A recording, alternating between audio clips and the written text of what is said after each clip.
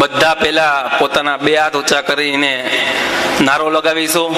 બોલો ભારત માતા કી, ભારત માતા કી જય જવાન. સ્ટેજ પર ઉપસ્થિત આમ આદમી પાર્ટીના સમગ્ર નેતૃત્વની ટીમ, માનનીય સાગરભાઈ, રેશમાબેન અને મંચસ્થ તમામ આગેવાન શ્રીઓ ને આ ઘેર બચાવ યાત્રામાં પ્રવીણભાઈ જે મુહિમ ઉપાડી છે ને આજનો 14મો દિવસ, પણ ગર્વ થાય છે.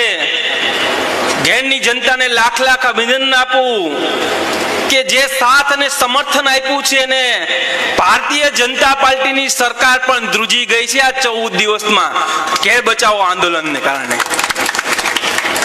પ્રવીણભાઈએ જે મુહિમ પાડી, આમ તો પ્રવીણભાઈ હંમેશા રાજનીતિમાં નહોતા ત્યારે પણ જનતાનો અવાજ બનતા આવ્યા છે, આંદોલનકારી છે.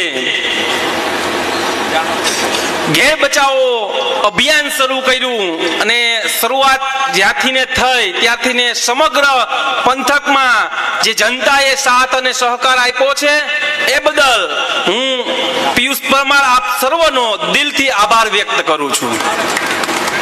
લાંબી કોઈ ચર્ચાઓ નથી કરવી.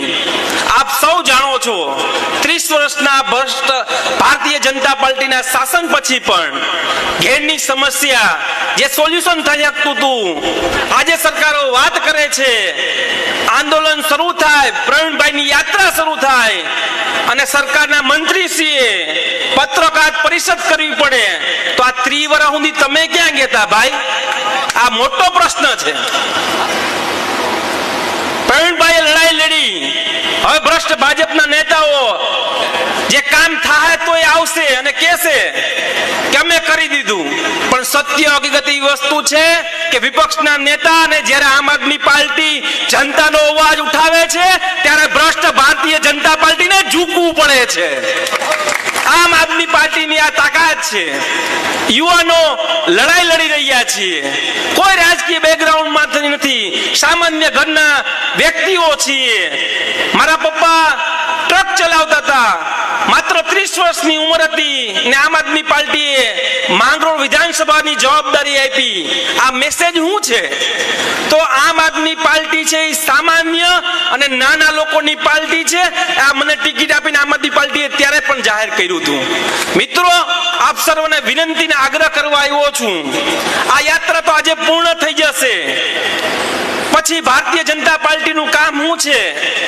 ગામમાં આવી અને ખણખોદ કરવું. ધીમે ધીમે 5 મળતિયાઓ ગામમાં આવશે, નેગેટિવ વાત કરવાના પ્રયત્ન કરશે. એ તો ચૂંટણી હતી એટલે ચૂંટણી લડવી એટલે આવે. ભાઈ, ચૂંટણી લડવી નહીં, જે ચૂંટણી જીતી ગયા છે એ ક્યાં છે? આ ઘેરની પ્રજા એ પણ પૂછે છે.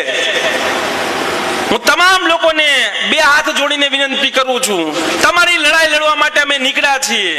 તમારો સાથ અને સહકાર ખૂબ મળી રહ્યો છે અને વિસાવદરની ચૂંટણી જીત્યા પછી એક જ મેસેજ બધે ફરી રહ્યો છે કે હવે સમગ્ર ગુજરાતમાં થવાની છે તો હું વિસાવદર વાળી.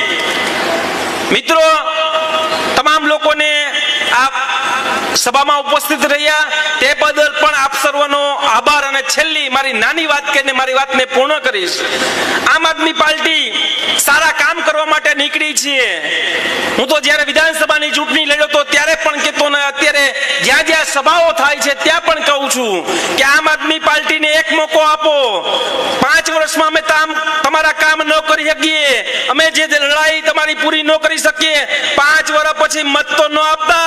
આ પિયુષ પરમાર બામણાસાની ધરતી પરથી કહે છે, તમારું ચપ્પલ ને માથું મારું મારી દેજો, પણ એક મોકો આપો એટલે વિનંતી કરું છું. આભાર.